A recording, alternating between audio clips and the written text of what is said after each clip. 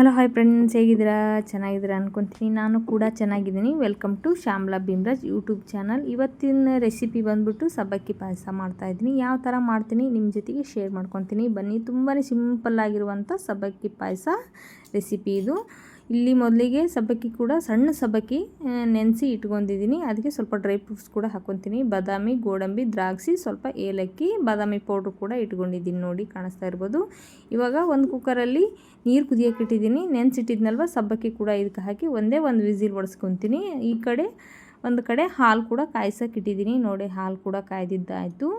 ಇವಾಗ dry fruits ಐತಲ್ಲ, ಅದನ್ನ ತುಪ್ಪದಲ್ಲಿ ಸ್ವಲ್ಪ ಹುರ್ಕೊತೀನಿ. ಚೆನ್ನಾಗಿ ಹುರ್ಕೊಂಡ ನಂತರ ಇವಾಗ ಒಂದು ವಿಜಿಲ್ ಹೊಡ್ಸ್ಕೊಂಡಿದ್ನಲ್ವ ಸಬ್ಬಕ್ಕಿ ಕೂಡ ನೋಡಿ ಕಾಣಿಸ್ತಾ ಇರ್ಬೋದು, ತುಂಬ ಸಾಫ್ಟಾಗಿ ಆಗಿದೆ. ಇದು ಕೂಡ ರೆಡಿ ಮಾಡಿ ಸೈಡಿಗೆ ಎತ್ತಿಟ್ಕೊಂಡು ಒಂದು ಬಾಣಲಿ ಒಳಗಡೆ ಕಾಯಿಸಿಟ್ಕೊಂಡಿದ್ನಲ್ವ ಹಾಲು ಕೂಡ ಹಾಕಿ ಇವಾಗ ಇನ್ನೊಂದು ಸ್ವಲ್ಪ ಕಾಯಿಸಿ ಏನು ಒಂದು ವಿಜಿಲ್ ಹೊಡ್ಸಿದ್ವಲ್ವ ಸಬ್ಬಕ್ಕಿ ಕೂಡ ಇದಕ್ಕೆ ಹಾಕಿ ಚೆನ್ನಾಗಿ ಮಿಕ್ಸ್ ಮಾಡ್ಕೋಬೇಕು. ಮಿಕ್ಸ್ ಮಾಡ್ಕೊಂಡ ನಂತರ ಒಂದು ಬಟ್ಲಷ್ಟು ಸಕ್ಕರೆ ಹಾಕ್ಕೋಬೇಕು. ಅದಕ್ಕೆ ನೀವು ಸಬ್ಬಕ್ಕಿ ಎಷ್ಟು ಹಾಕ್ಕೊಂಡಿರೋ ಅದ್ರ ಅಳತೆಗೆ ಸಕ್ಕರೆ ಹಾಕ್ಕೊಳ್ಳಿ. ನಾನು ಇಲ್ಲಿ ಸಬ್ಬಕ್ಕಿ ಸ್ವಲ್ಪ ಹಾಕ್ಕೊಂಡಿದ್ನಲ್ವ, ಹಾಗಾಗಿ ಒಂದು ಬಟ್ಲಷ್ಟು ಹಾಕ್ಕೊಂಡು ಅದಕ್ಕೆ ಇವಾಗ ಬಾದಾಮಿ ಪೌಡ್ರ್ ಕೂಡ ಹಾಕಿ ಮಿಕ್ಸ್ ಮಾಡ್ಕೊತೀನಿ.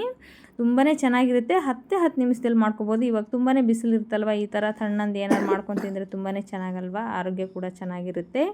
ಹಾಗಾಗಿ ಇವತ್ತು ಸಬ್ಬಕ್ಕಿ ಪಾಯಸ ಮಾಡಿದ್ದೆ.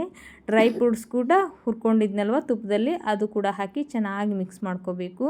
ನೋಡಿ, ಕಾಣಿಸ್ತಾ ಇರ್ಬೋದು. ತುಂಬಾ ಸಿಂಪಲ್ಲಾಗಿರುವಂಥ ಸಬ್ಬಕ್ಕಿ ಪಾಯಸ ಕೂಡ ರೆಡಿ ಆಯಿತು. ಸಖತ್ ಟೇಸ್ಟಿಯಾಗಿ ಕೂಡ ಇದೆ. ಯಾರೆಲ್ಲ ನೋಡ್ತಾ ಇದ್ರೆ ಇಷ್ಟ ಆದರೆ ಲೈಕ್ ಮಾಡಿ, ಶೇರ್ ಮಾಡಿ, ಕಮೆಂಟ್ ಮಾಡಿ, ಸಬ್ಸ್ಕ್ರೈಬ್ ಮಾಡ್ಕೊಳ್ಳಿ. ನಾನು ಮಾಡೋ ವಿಡಿಯೋ ಎಲ್ಲ ನಿಮಗೆ ತಲುಪುತ್ತೆ. ಪ್ಲೀಸ್ ನನಗೆ ಸಪೋರ್ಟ್ ಮಾಡಿ ಅಂತ ಹೇಳ್ತಾ ಇದ್ದೀನಿ. ಮತ್ತೆ ಸಿಗ್ತೀನಿ ನೆಕ್ಸ್ಟ್ ವ್ಲಾಗಲ್ಲಿ. ಬಾಯ್.